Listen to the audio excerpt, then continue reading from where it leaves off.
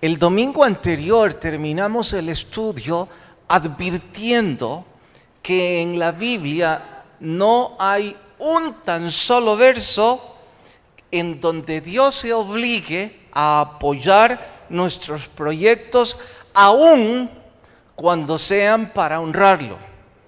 Lo repito, hasta donde yo he leído, no he encontrado un tan solo verso en donde Dios se obligue a sí mismo a apoyar nuestros proyectos, aun cuando sea para honrarlos. Usted puede hacer los tratos que usted quiera y puede seguir dicha doctrina como usted guste, pero la Biblia no se compromete a respaldar sus proyectos o los míos, aun cuando sean para honrar a Dios. Por ello es un terrible error culparlo cuando las cosas no marchan como nosotros esperábamos. Digo, es un terrible error porque lo único que vamos a conseguir al culpar a Dios de que las cosas no marchan bien es cerrar la única salida que quedaba en nuestro laberinto. Por ello, antes de culpar a Dios o a cualesquiera otras entidades, deberíamos revisar cuando menos dos condiciones básicas para que las cosas marchen bien. La primera de ellas es que debemos revisar que nuestras actitudes no estén deshonrando a Dios. Es decir, nos hemos involucrado en algo, en una empresa, en un ministerio o en un proyecto, pero paralelo a ese deseo, en otras áreas de nuestras vidas estamos deshonrándolo con algún pecado. Y si eso es, pues ¿por qué sorprendernos de que las cosas no marchen bien? Si eso por simple deducción, sabemos que Dios no se va a complacer en que querramos ser parte de un proyecto para honrarlo, cuando nuestra vida personal no lo está honrando. Es como que yo quiera honrarle desde el púlpito frente a ustedes, pero en mi familia yo le estoy deshonrando. Entonces, si las cosas no van bien, ¿por qué voy a sorprenderme? Así es que eso es lo primero que usted y yo deberíamos hacer si las cosas no están saliendo como queríamos. La segunda condición creo que es la que atañe a nuestro estudio de hoy, porque la primera todos la sabíamos desde siempre y también sabemos que ante esa actitud lo que hay que hacer es confesar nuestros pecados y corregirlos, punto. Pero la segunda es la metodología la que tenemos que revisar con el proyecto en que nos hemos embarcado. Debemos asegurarnos que lo que estamos haciendo está en armonía con la obediencia a nuestro Dios. Porque a mí se me puede ocurrir esta noche decirles que vamos a tener una cruzada en el estadio y que esta cruzada es para honrar a Dios y para que más personas vengan a los pies del Señor y para que su obra crezca. Y la cruzada cuesta $100,000. No exagero al decirlo. Deben ustedes reparar que una cruzada en el estadio costará un poco más o un poco menos que eso. No es un número estrambótico, es muy cercano. Entonces a mí se me ocurrió que esto es para honrar a Dios. ¿Dónde está el verso en la Biblia en donde Dios dice, voy a respaldarte? Y yo digo, es que es para honrarte. Sí, pero yo no he dicho que ese es mi proyecto, ese es tu proyecto. Así es que ten cuidado, predicador, de que ese proyecto esté en armonía con la obediencia a tu Dios. Y al respecto, no necesariamente es un pecado. Porque si lo que quiero es hacer una cruzada, y probablemente mi intención no es jactancia, no es vanagloria pública, no es multitudes, sino que en realidad mi deseo es un alcance evangelístico. Bueno, solo revisa si la metodología que estás siguiendo está en armonía con lo que Dios quiere de ti. Y eso es lo que está sucediendo con el rey David. Al final de cuentas, cualquiera puede decir, mire, es lo mismo, es pecado. Sí, pero hay un pecado que es con intención, y este se llama rebelión. Se sabe que es un pecado y lo estoy haciendo porque me da la gana. Y hay otro que es desobediencia, y la desobediencia sabemos que es pecado al final de cuentas, pero no se está haciendo con esa intención. Solo se está llevando a cabo un método que no está en armonía con Dios, o con lo que Dios quiere para usted y para mí. Y ahí es donde debemos hacer un alto y revisar la metodología de lo que estamos haciendo para Dios. Esto y más en el sermón titulado Señor Músculos, parte 2. Vayan a 2 de Samuel capítulo 5. Bueno, vamos hasta el 6 esta vez. 2 de Samuel capítulo 6. Los que no estuvieron el domingo, les recomiendo comprar el CD o escucharlo por internet, la parte 1. Es importante que la escuchen, pero no tendrán problemas para entender la parte 2. 2 de Samuel capítulo 6. ¿Listas sus Biblias? Se ponen de pie por favorcito un rato. Vamos al verso 1. Dice así, verso 1.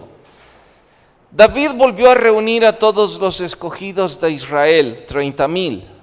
Y se levantó David y partió de Baala de Judá con todo el pueblo que tenía consigo para hacer pasar de ahí el arca de Dios, sobre la cual era invocado el nombre de Jehová de los ejércitos, que mora entre los querubines. Hasta ahí estudiamos el domingo. Ahora verso 3. Pusieron el arca de Dios sobre un carro nuevo, la llevaron de la casa de Abinadab, que estaba en el collado, Usa, Ahío, guiaban el carro. Hasta ahí leemos y oramos. Señor, suplico tu Espíritu Santo lleve edificación a la vida de cada uno de nosotros, y que a través del estudio de tu palabra podemos corregir, Señor. Háblanos, te lo suplicamos en tu nombre. Amén. Pueden tomar su asiento. Recordarán que dejamos al rey David dirigiendo un apoteósico desfile para llevar el arca hasta la ciudad de Jerusalén. Y recordarán, expliqué que el arca era el símbolo religioso, y que lo que David quería es que la capital del reino recién instalada fuese también el centro de adoración a su Dios, que toda la nación guiara su vida hacia Dios. Buenas intenciones. Así es que decidió comprar el desfile que ninguna otra vez en la historia de todo el Antiguo Testamento se iba a repetir. Lo mejor que el dinero podía comprar estaba implícito en esta campaña. Una carroza último modelo, 30,000 hombres de guerra haciendo honores, al frente el señor Músculos, al frente el señor Simpatía, arengando al pueblo y diciendo que viva el rey, que viva el arca. Hasta ahí nos quedamos, y todo iba muy pero muy bien. Cada kilómetro que avanzaban, el pueblo victoriaba y David se llenaba de gozo. Hasta que llegaron a la era de Nacor. Más tarde les explico qué significa ese sitio. Allí la yunta de bueyes que llevaba al carro último modelo tropezó, haciendo que el arca del pacto se tambaleara y que amenazara caerse de la carroza. Pero, ¿qué importa? No en vano David era todo un estratega. Él había pensado en todo. y ahí estaba Mr. Músculos para comandar el arca.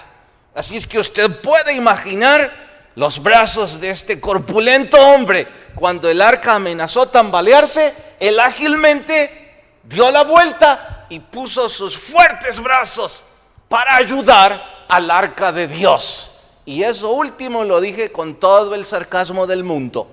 Un hombre ayudando a Dios a que no se le caiga el arca. Así es que en cuanto Mr. Músculos puso sus brazos en el arca, en ese mismo instante, ¡pum!, Mr. Músculos murió. Pueden ver los 30,000 hombres de guerra boquiabiertos, pasmados. ¿Qué sucedió? Y David, avergonzado, totalmente humillado por Dios, porque eso le estaba diciendo: usted puede hacer todo lo que le venga en gana. Usted me puede prometer a mí la mejor carroza que su dinero puede comprar, y puede hacer todos los pactos que a usted le venga en gana. Pero yo no estoy apoyando su famoso desfile, David. Y por sus métodos, Mr. USA o Mr. Músculos acaba de fallecer. No quiero imaginar al papá de este señor, Abinadab, desconsolado y viendo con ira a David, diciéndole por sus gracias, por sus inventos. Miren lo que sucede. Hasta ahí David quedó tan humillado por su creación y por su apoteósico desfile que dice: no puedo seguir con esto. Es que ¿quién quería tocar de nuevo el arca? Si Mr. Músculos fue fulminado, imagine cualquier otro. Así es que David dijo: ¿de quién es la casa que está ahí enfrente de la era de Nacor? Les respondieron: es de Obed, un desconocido. Pues déjenla ahí y que Dios guarde a ese pobre. Y ahí dejaron el arca. Desde luego David está pensando igual que usted: hay que se mueran todos los de Obed, pero no los míos. Y ahí que se quede el arca. Aquí voy a hacer un paréntesis a la historia, porque me veo obligado a defender a David. Y quizás me pinte como un necio delante de ustedes al querer defender lo que no tiene defensa. Pero quiero hacerlo porque me identifico mucho con él.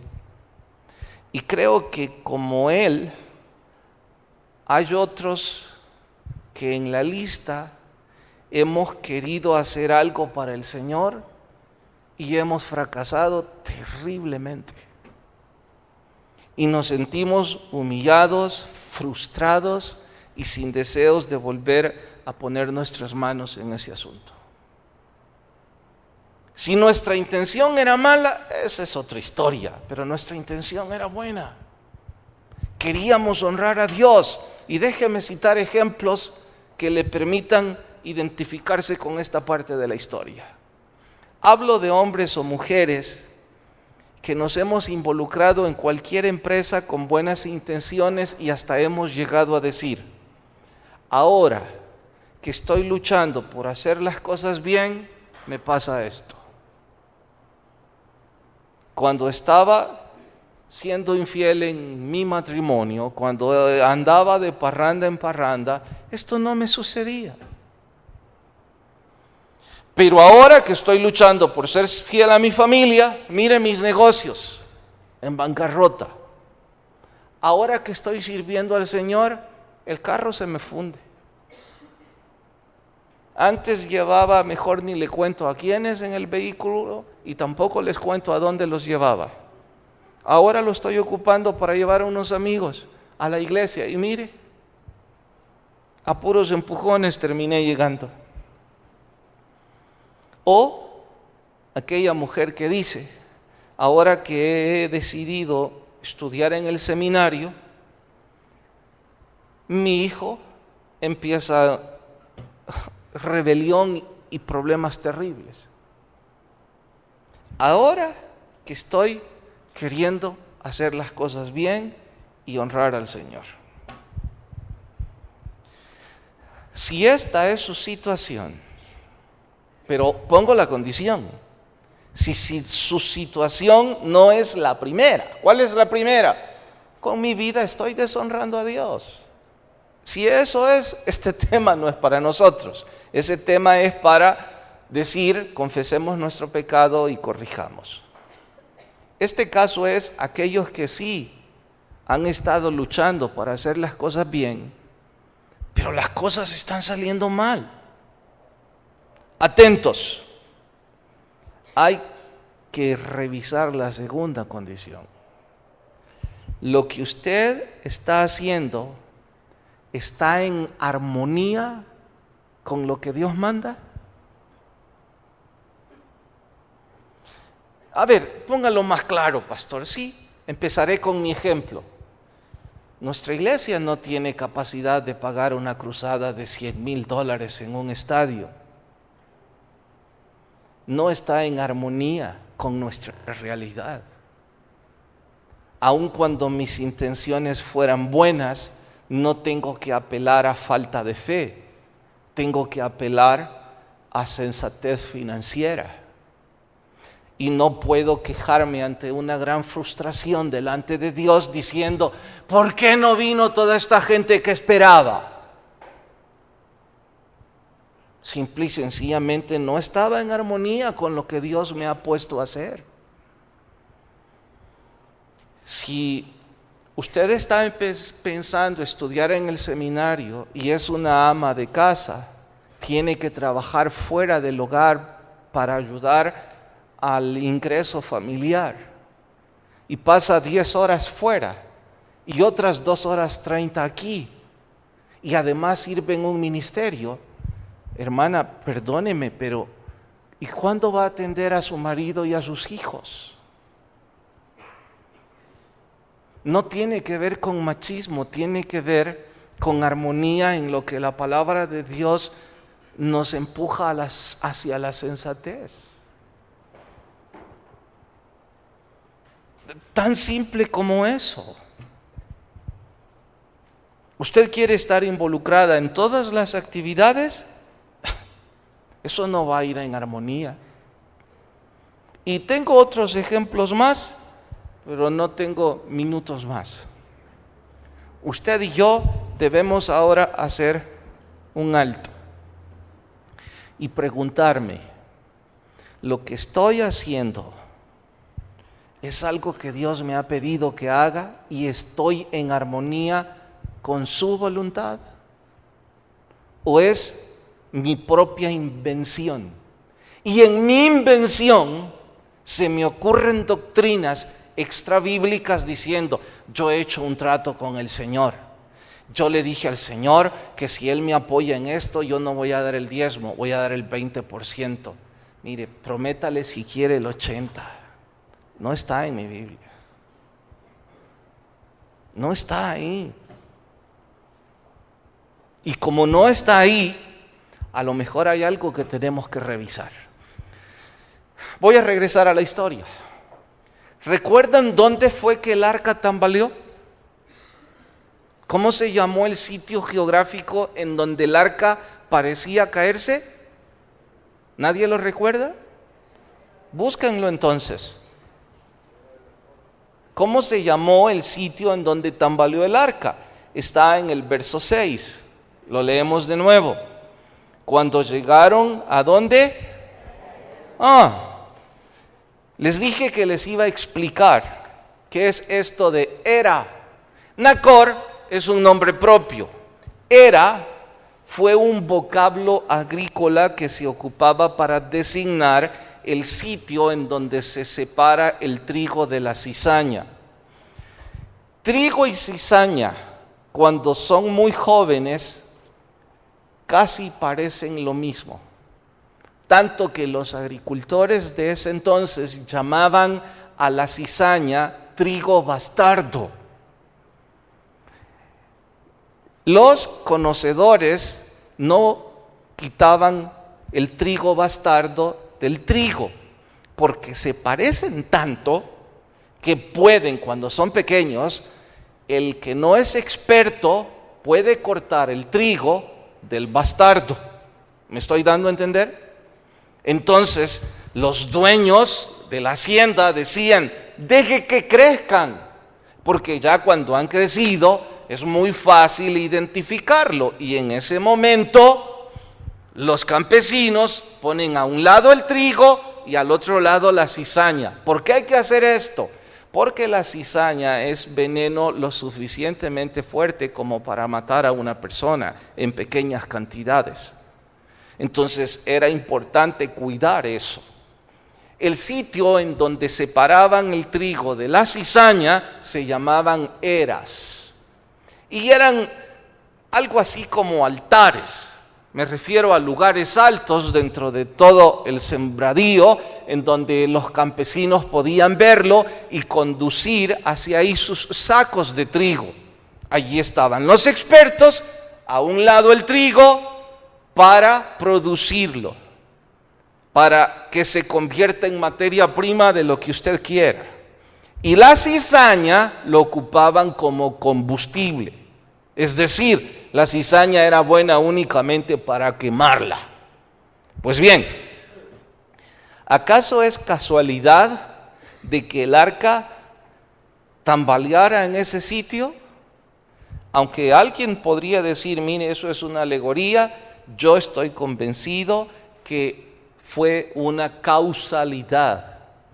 Dios quiso que el problema sucediera ahí para decirle a David, mire David, lo he llevado a la era de Nacor porque en su vida tengo también que quitar el trigo de la cizaña. Porque usted está llevando cizaña en este desfile. Y yo no voy a permitir que usted llegue en caballo blanco hasta la ciudad de Jerusalén creyendo que siguiendo sus erróneas metodologías, la gloria de Dios se va a manifestar en el pueblo. Tengo que hacer a un lado en su corazón lo que está bien y tengo que sacar lo que está bien. Y la era de Nacor es el lugar propicio y oportuno. Y de la misma forma, ahora esta parte de la historia me está gritando a mí y quizás a algunos de ustedes. Nos tienen que llevar a la era de Nacor. Porque hay cosas en nuestras vidas que no están yendo bien. Y Dios va a separarlas. Y regularmente, hoy por hoy, en la vida del cristiano, la era de Nacor significa aflicciones. Porque de otra forma, ni siquiera reflexionamos si estamos haciendo las cosas bien. Aquí David tuvo que poner sus barbas en remojo porque todo el mundo estaba acusándolo con razón. Y él estaba avergonzado, sabiéndose culpable de la muerte de Mr. Músculos. Así es que él sabía que las cosas no estaban haciéndose correctamente y por eso dice, dejen el arca ahí. Y si usted pregunta, ¿y qué estaba haciendo mal David? Más adelante le doy detalles, pero por ahora también los voy a ejemplificar.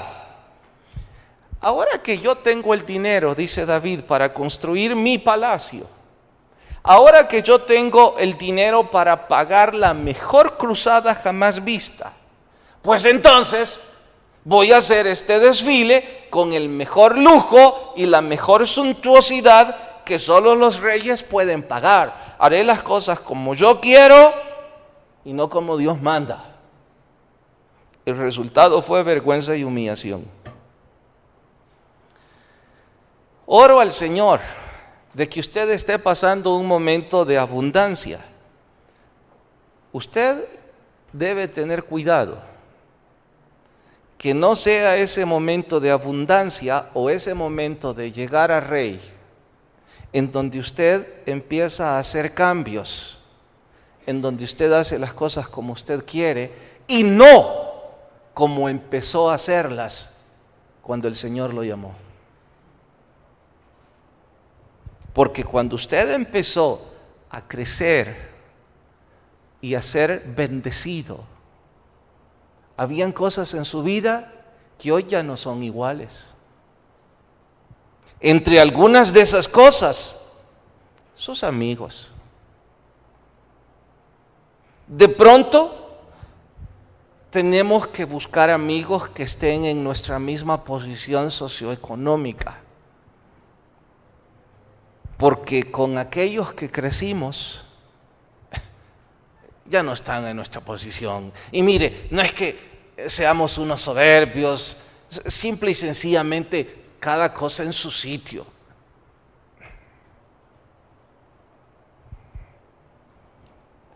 Ahora estamos empezando a cambiar ministerios.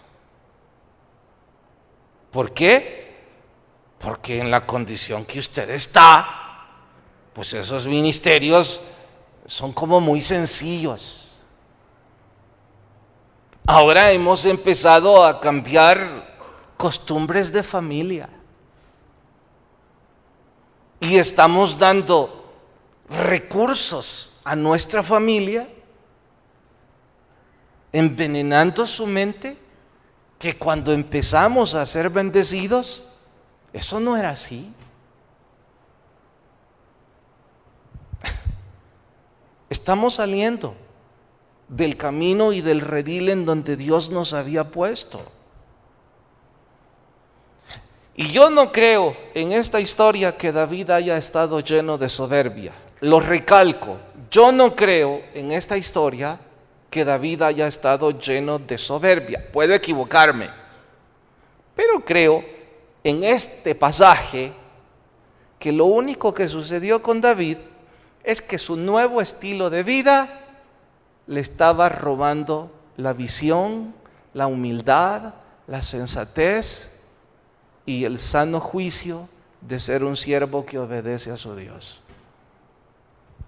Y Dios le dice: te voy a llevar mejor a la era de Nacor. Y Dios me está diciendo a mí, y quizás a algunos de ustedes en ese momento de aflicción que están viviendo, hay que llevarlos a la era de Nacor.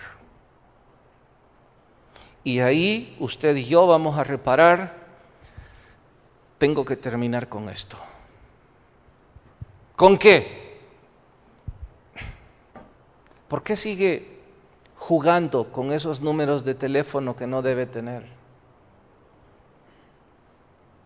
¿Por qué no quita de una buena vez de sus contactos o de su Facebook esas personas? Ya sé que ahora no es adulterio, pero usted también sabe que no es propio que usted, como un hombre casado o una mujer casada, esté con esas conversaciones. Tenemos que empezar a poner alto ya algunas bromas dentro de nuestros amigos cristianos, hombres y mujeres. Tenemos que dejar algunas amistades que nos están induciendo a negocios que no son correctos. En fin, usted y yo sabemos las cosas que tenemos que empezar a poner alto. Porque nos llevan a la era de Nacor precisamente para que la aflicción de espíritu o la vergüenza o la humillación nos hagan poner un alto. Y qué bueno que Dios solo nos llevó a la era de Nacor, en donde nos hace reparar, y aún no es castigo. Bien, ¿qué pasó con el arca?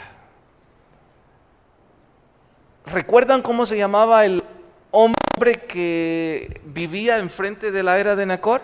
¿Cómo se llamaba? Algunos ni siquiera los recuerdan, no los culpo, era un desconocido. ¿Saben qué? Al mismo David no le importaba.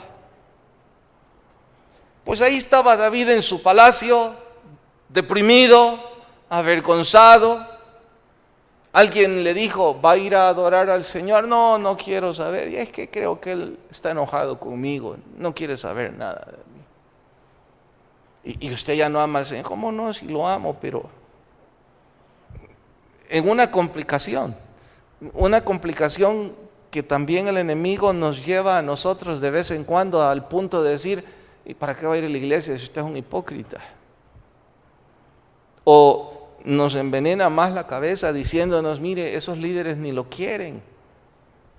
O el pastor solo hablando de usted vive. En el caso de Marlene, claro está. Y cosas de esas que nos deprimen, nos hunden, y es parte de la estrategia de Satanás. Pero en aquel reino, al igual que en este, los chismosos nunca faltan. Y allá había tantos como aquí. Así es que llegaron hasta los oídos de David mientras comían. Nadie quiso decir, mire, las cosas van bien, sino que en una plática a nuestro español hay que decírselo a Juan para que entienda Pedro. O es al revés, hay que decírselo a Pedro para que entienda Juan. Como sea, la cosa es que usted y yo entendamos. Así es que alguien platicando, mira, y ya supiste cómo está Obed, David por allá oyendo. David esperaba, al igual que usted, que la respuesta del otro fuera, ya se le murieron 3 hijos. Y David diciendo, no es mi culpa, no es mi culpa. Entonces siguen la conversación y el otro le dice, está tan prosperado, tiene tanta bendición, sus hijos, su esposa, se está convirtiendo en un hombre rico, espiritual, emocional y también en los negocios. Y entonces David sí se mete. ¿Qué? No se murió nadie. No se murió nadie. Dios los está bendiciendo enormemente. ¿Saben a qué conclusión David llegó? A ver si usted saca la misma conclusión. ¿Alguien quiere sugerir? ¿Nadie? ¿A qué conclusión David llegó en ese momento?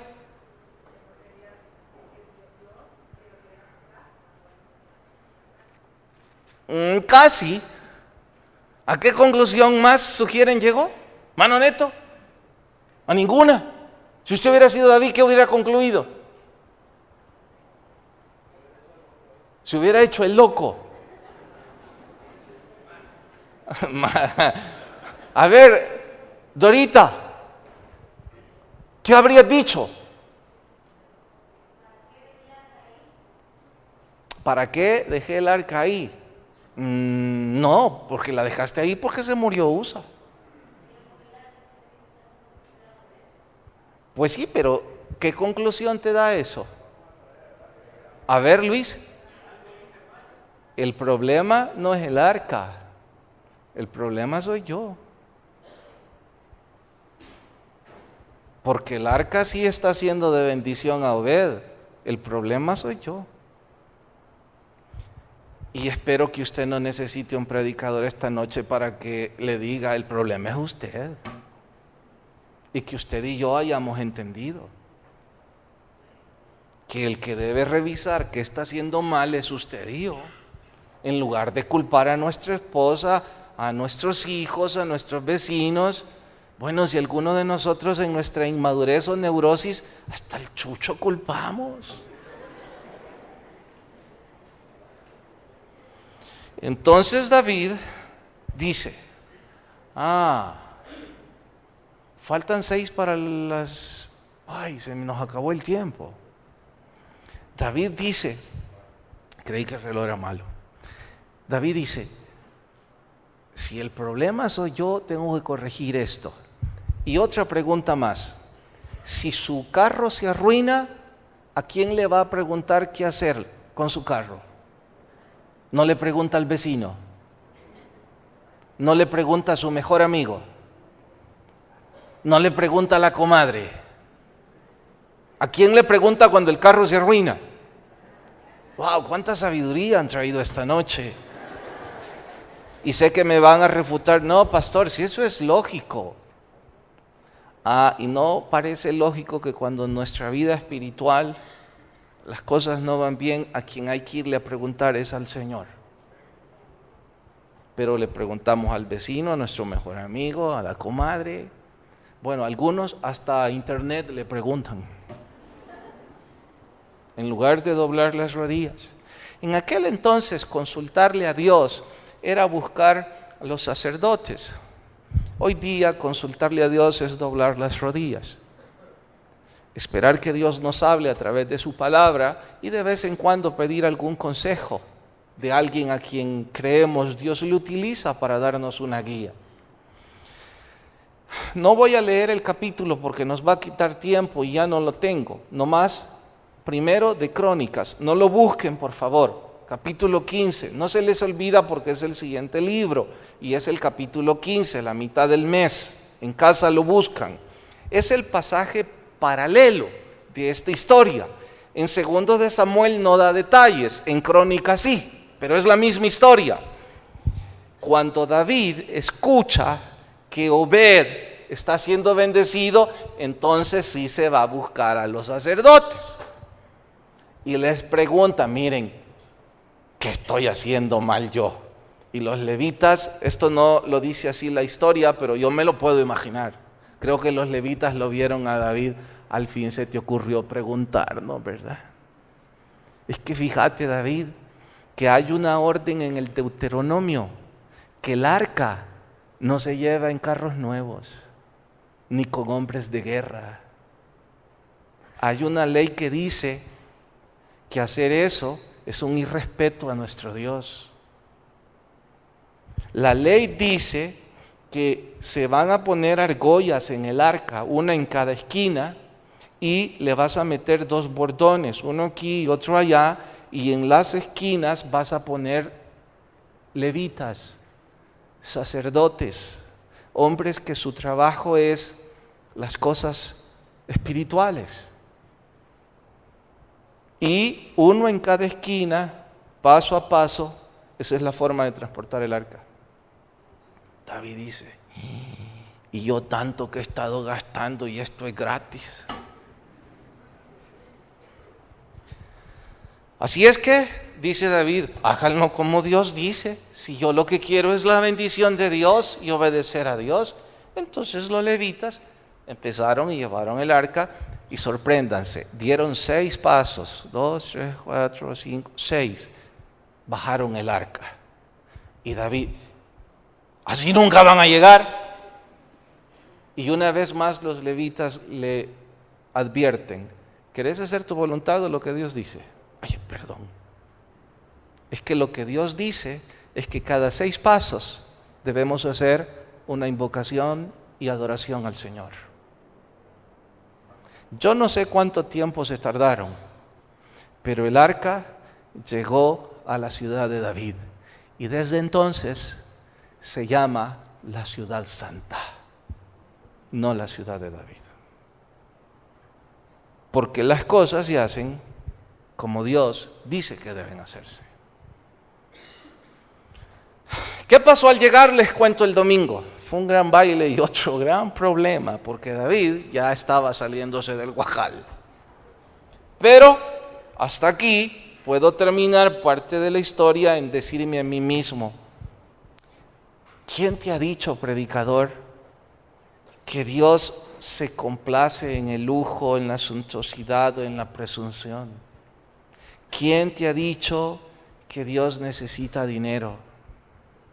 Si Dios necesitara dinero, Él toca el corazón de 5 millonarios del país y con esos 5 mantiene todas las iglesias del país. Exagera, pastor. Bueno, con uno que medio tenga. Pero no son los métodos de Dios. Los métodos de Dios, a lo mejor usted o yo ni los entendamos. Pero hay que respetar lo que Él dice en nuestra propia vida. Hay que respetar que el domingo es para adorar a mi Señor. Hay que respetar que el domingo tengo que buscar un ministerio.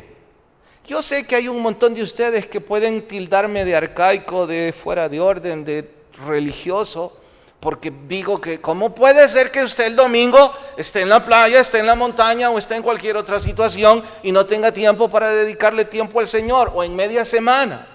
¿Cómo puede ser que usted tuvo tiempo para ver el partido o para oírlo esta tarde y ver cómo sufrían, quiero decir, y todo eso? Perdonen que uno siempre se le zafan cosas. Tuvo tiempo para todo, pero no tuvo tiempo para el Señor. No puede ser. Esa es la manera de Dios. Aunque parezca arcaico, que hay que estudiar su palabra todos los días, que hay que respetarle, que hay que intentar honrarlo, que hay que hablarle a otros. Usted y yo sabemos por qué intentamos cambiar las cosas. Si algo no les está saliendo bien, recuérdense que hay dos alternativas. Una, quédese en depresión como David estaba y no se vuelva a involucrar nunca en nada. Y reparta despojos con los que no saben nada de triunfos ni de derrotas. Siga en su silla, viniendo a la iglesia de vez en cuando y punto. Tiene una segunda alternativa: confesar nuestros errores, corregir, arrepentirnos y empezar a hacer de nuevo las cosas según su voluntad. Y ya sea triunfos o derrotas, usted puede ir de rodillas delante del Señor diciéndole: heme aquí, Señor. Vamos a orar. Señor, gracias por tu voluntad, por tu palabra, hablarnos a nuestras vidas. Ayúdanos a aprender de los errores de estos hombres para no repetirlos. Y que si alguien está sin Jesús, toque su corazón esta noche. Mientras todos oran, rostros inclinados y ojos cerrados. Si usted ha estado 1 o 5 veces en la iglesia, pero nunca antes recibió a Jesús, dé hoy ese paso de fe. Hay que obedecer al Señor y esto no es difícil. Es una oración sencilla, discreta, rápida entre usted y Dios. Si usted piensa pero no estoy listo, tampoco yo. Es un paso de fe, de obediencia. O si piensa que hay cosas que no ha podido cambiar, igual yo. Por eso necesita usted y yo del Señor. Venga Jesús. Si alguien dice: sí, quiero hacer esa oración, ¿dónde está? Permítame orar con usted y levante su mano en señal de recibir a Cristo. ¿Habrá alguien que dice: sí, quiero recibir a Jesús? Dios le bendiga, puede bajar su mano. ¿Habrá alguien más esta noche que viene a Jesús y dice: yo también quiero abrir mi corazón a Cristo? ¿Habrá alguien esta noche que levanta su mano y con convicción y con mucho valor toma el paso de fe? ¿Dónde está? No se preocupe que los demás le estén viendo. Tienen sus rostros inclinados, sus ojos cerrados. Igual que usted y yo necesitamos esta oración. Tome el paso de fe, el valor, el coraje. Venga Jesús esta noche. ¿Habrá alguien más que levanta su mano? Alguien más que viene a Cristo y que me deja orar con usted. Hombre o mujer que necesita, igual que yo, del Señor. Levante su mano. ¿Alguien más esta noche? ¿Alguien más? Gracias, Señor, por las personas que vinieron a Jesús, que al momento de orar, tu Espíritu les dé salvación y vida eterna. Despídenos en tu paz, en tu nombre oramos. Amén y amén. Dios nos bendiga a todos. Nos vemos fin de semana, cualesquiera de los cultos. Que la paz de Dios nos acompañe.